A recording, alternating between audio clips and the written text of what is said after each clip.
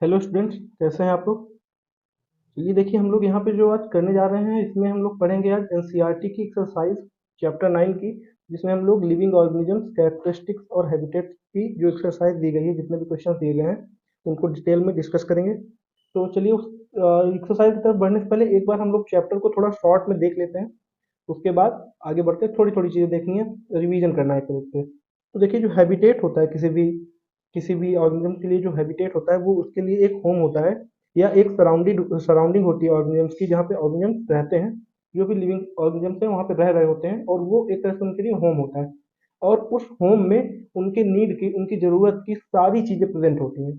Water, air, shelter, food, है ना। तो वो सारी चीज़ें वहाँ प्रेजेंट होती हैं। वो सारी चीज़ें किस लिए होती हैं कि वहाँ पे वो लोग सर्वाइव कर सकें, जो भी ऑर्गेनिज्म है वहाँ पे अच्छे से सर्वाइव कर सकें, रह सकें और अपने वंश को आगे बढ़ा सकें। ये सारी चीज़ें उनके हैबिटेट में प्रेजेंट होती हैं। ठीक है, अब हैबिटेट कई तरह के होते हैं, डिपेंड करता है कि वो प्लेस कैसा है, वो जगह कैसी है। जैसे कुछ हैबिटेट होते हैं जो कि कोल्ड प्लेसेस पे होते हैं, कुछ हैबिटेट वार्म हैबिटेट होते हैं, कुछ वाटर हैबिटेट होते हैं ना। तो टेरेस्ट्रियल हैबिटेट और एक और हैबिटेट होते हैं। तो ये हैबिटेट होता है जो टेरेस्ट्रियल हैबिटेट होते हैं, इसमें क्या क्या होता है। इसमें जो हमारा लैंड वाला एरिया हो गया, डेजर्ट वाला एरिया हो गया या ग्रास लैंड वाला एरिया है, ये टेरेस्ट्रियल में आ जाता है। फिर दूसरा हैबिटेट होता है एक्वेटिक हैबिटेट। एक्वेटिक हैबिटेट में हमारा वाटर वाला एरिया आ जाता है, जिसमें ओशियंस, पॉन्ड्स और ये लेक्स होती हैं, ये सारी चीज़ें आती हैं। फिर कुछ कंपोनेंट्स होते हैं बायोटिक और एबायोटिक कंपोनेंट्स। जो बायोटिक कंपोनेंट होते हैं वो तो, जो जीवित कंपोनेंट्स हैं वो बायोटिक कंपोनेंट कहला रहे हैं, लेकिन एबायोटिक कंपोनेंट्स क्या होते हैं। एबायोटिक कंपोनेंट्स हमारे नॉन लिविंग थिंग्स होती हैं, जैसे रॉक हो गई, सॉयल हो गया, एयर, वाटर हो गया। तो खैर ये है तो नॉन लिविंग, लेकिन फिर भी इनका इंपॉर्टेंट रोल होता है जो लिविंग बींग्स है बायोटिक कंपोनेंट्स को जीवित रखने में। ठीक है, तो ये कई सारी चीजें हैं जो इस चैप्टर में दी गई हैं। तो बायोटिक बायोटिक हो गया। फिर उसके बाद एक टर्म आता है कैरेक्टरिस्टिक्स का, कि लिविंग ऑर्गेनिज्म्स की कैरेक्टरिस्टिक्स क्या क्या होती हैं।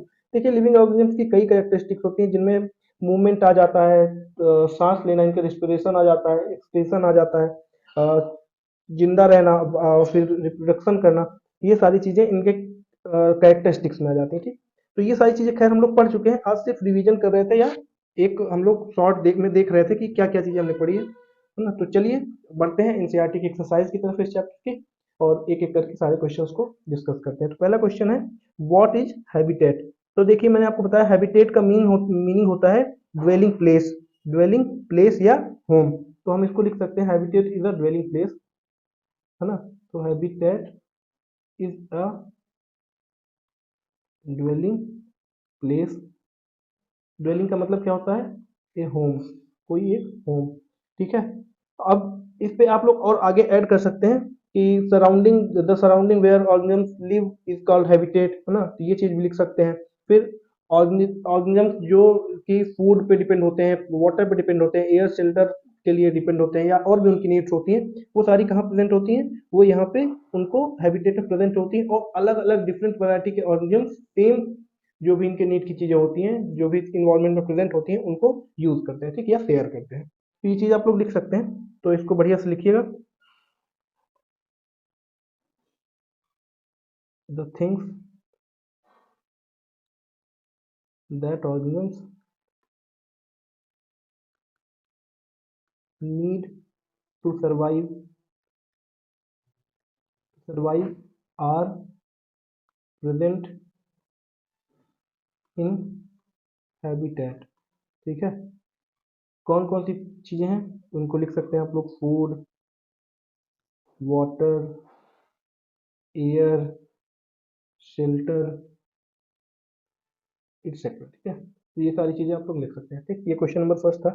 क्वेश्चन नंबर सेकंड की तरफ चलेंगे, देखेंगे how are cactus adapted to survive in desert. देखिए, कैक्टस डेजर्ट में क्यों सर्वाइव कर ले रहा है, क्योंकि कैक्टस का जो स्ट्रक्चर है, बॉडी स्ट्रक्चर है, वो ऐसा बना हुआ है कि वो डेजर्ट पे सर्वाइव कर सके, एडाप्ट कर सके। ठीक, तो डेजर्ट पे अडॉप्ट करने के लिए क्या कंडीशन है। देखिए, डेजर्ट पे क्या होता है, सनलाइट बहुत ज्यादा होती है, वहां पे वाटर की कमी होती है, पानी कम होता है। तो क्या होता है, वहां पे जो चीजें रह रही हैं उनको पानी कम मिलेगा और उन्हें सर्वाइव करना होगा बिना पानी के। तो जो कैक्टस होता है, कैक्टस का जो स्ट्रक्चर होता है वो लीफी स्ट्रक्चर होता है। उसमें लीव्स होती हैं और सारी लीव्स में क्या होते हैं, स्पाइंस निकले हुए होते हैं या स्पाइंस शेप की होती हैं। कुछ स्पाइक्स उसके होते हैं जो कांटे होते हैं और वो स्पाइन शेप की होती हैं। तो स्पाइन शेप के होने की वजह से, हड्डी के शेप के होने की वजह से वो वाटर को वो जो ट्रांसपीरेशन का प्रोसेस होता है जिसमें लीफ से वाटर इवेपोरेट होता है, वो चीज़ बहुत कम हो पाता है। ठीक है। और उसमें स्पाइन्स होते हैं, कुछ स्पाइक्स होते हैं, कांटे होते हैं, जिनकी वजह से क्या होता है कि वाटर का ट्रांसपिरेशन होना बहुत कम हो जाता है। फिर जो फोटोसिंथेसिस की प्रोसेस होती है वो भी इनके स्टेम से हो रही होती है, इनके लीव्स में नहीं होती है। तो इन सारी चीज़ों की वजह से जो वाटर का इनका ट्रांसपिरेशन की प्रोसेस है या लूज करना है, जो वाटर लूज होता है वो बहुत कम अमाउंट में होता है, बहुत थोड़ा सा होता है, जिसकी वजह से ये लोग थोड़े से वाटर पे भी सर्वाइव कर लेते हैं और वाटर को स्टोर करके बचा करके रखते हैं। ठीक, तो इसको लिख सकते हैं cactus lose very less amount of water through transpiration। ठीक है, थ्रू ट्रांसपिरेशन। ठीक है। लीव्स लीव्स या इसको हम leaves of cactus are of spine shape. ठीक है। Photosynthesis is carried out through stem, है ना। ठीक है।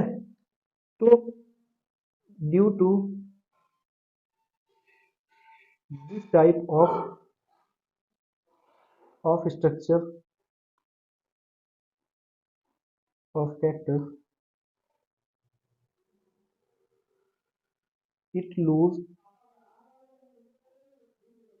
very less amount of water through transpiration। ठीक है। That is why they are adapted to survive in desert. ठीक है, ये चीज आगे आप लिख लीजिएगा। तो ये इसका रीजन होता है। क्वेश्चन नंबर 3 की तरफ चलेंगे। देखेंगे क्वेश्चन नंबर 3 क्या है। क्वेश्चन नंबर 3 में फिल इन द ब्लैंक्स दिए गए हैं, कुछ क्वेश्चन हैं उनमें फिल इन द ब्लैंक्स दिए गए हैं, तो हमें एक एक फिल इन द ब्लैंक्स को देख करके पढ़ के अच्छे से भरना है, उसमें क्या आएगा। तो पहला है the presence of specific feature which enables a plant or an animal to live in a particular habitat is called adaptation, है ना। उनका एक फीचर होता है ना जो कि उनको वहां पे अडॉप्ट करने में मदद करता है, कहीं रहने में मदद कर रहा होता है, उस फीचर को हम क्या कहते हैं, उसे एडाप्टेशन कहते हैं। ठीक है, तो यहाँ क्या आ जाएगा, एडाप्टेशन। ठीक है। फिर the habitat of plants and animals that live on land are called habitat. कौन सा हैबिटेट है जिसमें लैंड में रहने वाले एनिमल्स किस तरह के हैबिटेट पे रहते हैं, तो देखिए वो कौन सा होता है, टेरिस्ट्रियल। कौन सा, तो टेरिस्ट्रियल में क्या होता है, डेजर्ट, डेजर्ट होता है, ग्रासलैंड,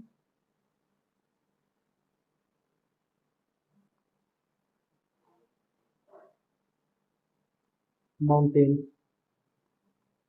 डेजर्ट, ग्रासलैंड और माउंटेन, ये कुछ जगह होती हैं। तो जो ग्रासलैंड पे या जमीन पे रह रहे होते हैं तो वो कौन से तरह के हैबिटेट पे रह रहे हैं, तो वो टेरिस्ट्रियल हैबिटेट पे। ठीक है, यहाँ क्या आ जाएगा, टेरिस्ट्रियल आ जाएगा। फिर सी, क्वेश्चन नंबर सी जो है इसका, वो क्या कह रहा है, the habitat of plants and animals that live in water. तो जो वाटर पे रहते हैं, जैसे ओशियंस पे जो रहते हैं या लेक्स पे रहते हैं या पॉन्ड्स पे रहते हैं, तो उनको हम क्या कहते हैं, वो सारे कहाँ रह रहे हैं, वो एक्वेटिक हैबिटेट पे, है ना। तो वो कहाँ रह रहे होते हैं, एक्वेटिक हैबिटेट पे। ठीक है। फिर डी वाला, soil water and air are dash factor of habitat. ये बताइए फैक्टर दो तरह के होते हैं, कौन से, बायोटिक और abiotic.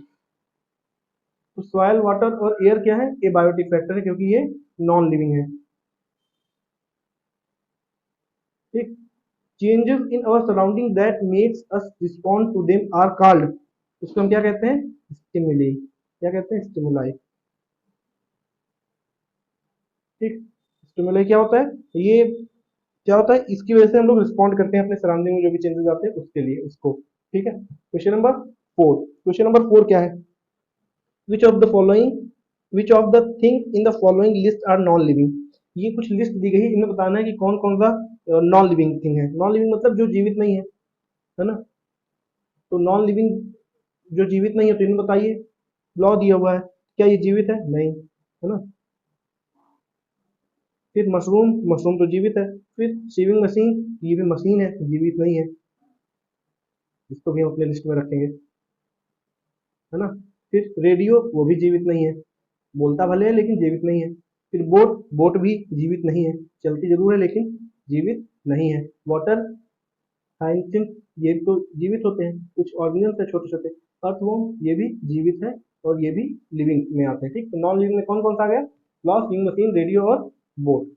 Question number 5, question number 5 कह रहा है, give an example of non living thing which shows any two characters of living things. तो कोई दो एग्जांपल देने हैं या एक एग्जांपल देना है जो कि लिविंग कैरेक्टर्स के वो कर सकते हैं, लिविंग कैरेक्टरिस्टिक्स दिखाते हैं। ठीक है, लिविंग थिंग्स वाली कैरेक्टरिस्टिक दिखाते हैं। तो देखिए बस, जैसे बस होती है वो नॉन लिविंग है, या फिर हम मशीन की बात करें, मशीन भी नॉन लिविंग है। अभी इस क्वेश्चन में देखा कि मशीन नॉन लिविंग है, तो बस और मशीन दोनों नॉन लिविंग है, लेकिन दोनों क्या करती हैं, ये कौन से कैरेक्टर शो करती हैं? ये बोथ मूवमेंट का कैरेक्टर शो करती हैं। They both shows movement and consume energy. और ये दोनों जो कैरेक्टर हैं इसके, मूवमेंट करना और कंज्यूम एनर्जी कंज्यूम करना, ये कैरेक्टरिस्टिक किसकी है? लिविंग थिंग्स की। लिविंग थिंग्स मूवमेंट करती हैं और कैरेक्टरिस्टिक्स भी उनकी क्या होती है? कंज्यूम एनर्जी को भी कंज्यूम करती है, तभी तो वो कुछ कर पा रही होती है कोई चीजें। तो ये कैरेक्टरिस्टिक्स जो है वो लिविंग थिंग की है। पर यहाँ पे क्या हो रहा है, जो नॉन लिविंग थिंग्स है, बस और मशीन दोनों चीजें, वो भी सेम इसी कैरेक्टर को शो कर रही है। और ये हमारा एग्जाम्पल, ये भी हमारा क्या है, यही इस क्वेश्चन का आंसर है। Question number 6, which of the non-living thing listed below were once a part of living thing। सही, इनमें से कौन कौन सी चीजें हैं जो कभी लिविंग थिंग का पार्ट रही हैं, हो सकती है। जैसे बटर, बटर जो आता है, तो बटर कहाँ से आता है? बटर काऊ से आता है, काऊ से का ये पार्ट है, कि बटर हमारा बाहर आ जाएगा। लेदर, लेदर क्या है? लेदर भी जानवरों की चमड़ी से बनता है, तो ये भी लिविंग थिंग का ही पार्ट है, तो इसको भी हम निकाल लेंगे। सॉयल, सॉयल तो नॉन लिविंग है, एबायोटिक फैक्टर है, तो उसको हम नहीं निकालेंगे क्योंकि वो चीज यहाँ क्वेश्चन में पूछ ही नहीं रहा। वूल, वूल क्या है? वूल भी जो होता है वो भी जानवर के बाल से आता है, तो ये भी बाहर आ जाएगा। इलेक्ट्रिक बल्ब, ये तो नॉन लिविंग है, मैन मेड है। फिर कुकिंग ऑयल, कुकिंग ऑयल भी या तो पेड़ों से आता है या एनिमल से आता है। ठीक है, तो ये भी लिविंग थिंग से आ रहा है। सॉल्ट, सॉल्ट तो हम वाटर से निकालते हैं, तो वो अलग चीज है, वो नॉन लिविंग थिंग से आ रहा है, एबायोटिक फैक्टर से आ रहा है, तो वो इसमें नहीं आएगा। एप्पल, एप्पल लिविंग है या लिविंग थिंग से आता है, जो हमारे प्लांट्स है उसी से तो आता है। रबर भी हमें प्लांट से मिलती है, तो रबर भी इसमें आ जाएगी। ठीक है, ये आंसर हो जाएगा, जिनको हमने बाहर निकाल दिया। लेदर, वूल, कुकिंग ऑयल, एप्पल और रबर। ठीक है, question number 7, list the common characteristics of the living things. ठीक है, कॉमन कैरेक्टरिस्टिक्स हमें लिस्ट करनी है लिविंग थिंग्स की। तो इनकी कुछ सर्टेन कॉमन कैरेक्टरिस्टिक्स होती हैं। ठीक, तो इसको हम लोग लिखते हैं लिविंग, एक second, living things have some certain common characteristics. ठीक है, अब वो कौन कौन सी हैं देखिए। पहला, पहला दे नीड फूड, जितने जितने भी लिविंग और थिंग्स हैं उनको फूड की जरूरत होती है। ठीक है, they need food. Second, food की जरूरत होती है। फिर रिस्पिरेशन मतलब सांस लेना, दे रिस्पायर। ठीक है, फिर दे एक्सक्रीट मतलब अपने वेस्ट मटेरियल को बाहर निकालते हैं। ठीक है, वो एक्सक्रीट भी करते हैं। रिस्पॉन्ड करते हैं इन्वायरमेंट से, मतलब स्टिमुलाई शो करते हैं, स्टिमुलाई शो करते हैं। ठीक है, फिर उसके बाद रिप्रोड्यूस करते हैं, मतलब अपने यंग वंस को या एग्स रिप्रोड्यूस करते हैं, मतलब ये जनरेशन को आगे बढ़ा रहे होते हैं, तो ये रिप्रोड्यूस करते हैं। ठीक है, उसके बाद ग्रो करते हैं, और क्या करते हैं, मूवमेंट शो करते हैं, है ना, शोज मूवमेंट, वो मूवमेंट्स को भी शो कर रहे होते हैं। ठीक है, चलिए क्वेश्चन नंबर 8 की तरफ चलते हैं। क्वेश्चन नंबर 8 कह रहा है explain why speed is important for the survival in the grassland for animals that live there. Hint, there are few trees and places for animals to hide in grassland habitat. देखिए hint दिया गया है कि grassland habitat जो होता है वहां पे जो ट्रीज होते हैं वो बहुत कम होते हैं, बहुत ही फ्यू प्लेसेस होती हैं जहाँ पे कोई छुप सकता है। तो देखिए जो भी ग्रासलैंड में एनिमल्स प्रेजेंट होते हैं उनको क्या करना होता है, बचना पड़ता है, किससे, जो प्रेडिटर्स होते हैं। प्रेडिटर क्या होते हैं, प्रेडिटर जो होते हैं वो हंट करते हैं, जैसे लायंस या इन टाइगर्स या वुल्फ जो होते हैं वो क्या करती है, हंट कर रहे होते हैं प्रे को, अपने शिकार को।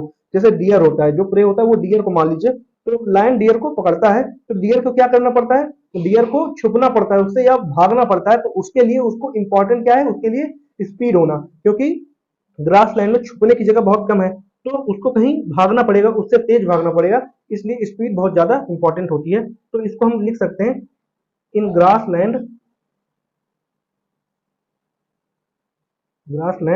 देर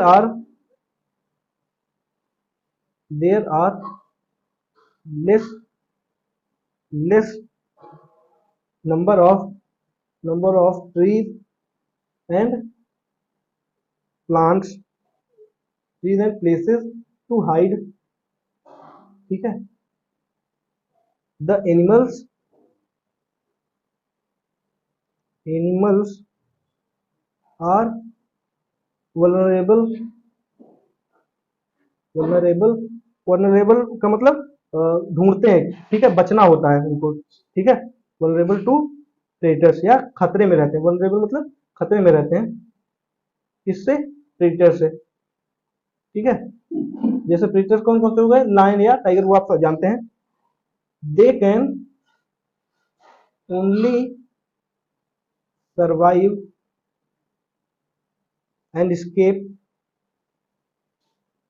if they can run faster। ये तभी सरवाइव कर सकते हैं जब वो तेज दौड़ सकें। ठीक है, therefore speed in the grassland for animals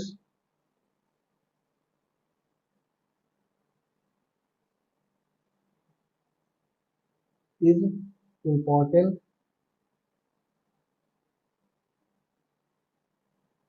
for their survival।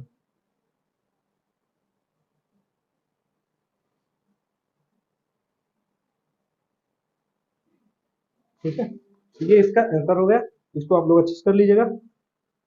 अब क्वेश्चंस इसमें 8 तक ही हैं, तो यहाँ से हमारा ये chapter 9 characteristics of living organisms और उनके हैबिटेट्स जो है वो सारा चीज खत्म होता है।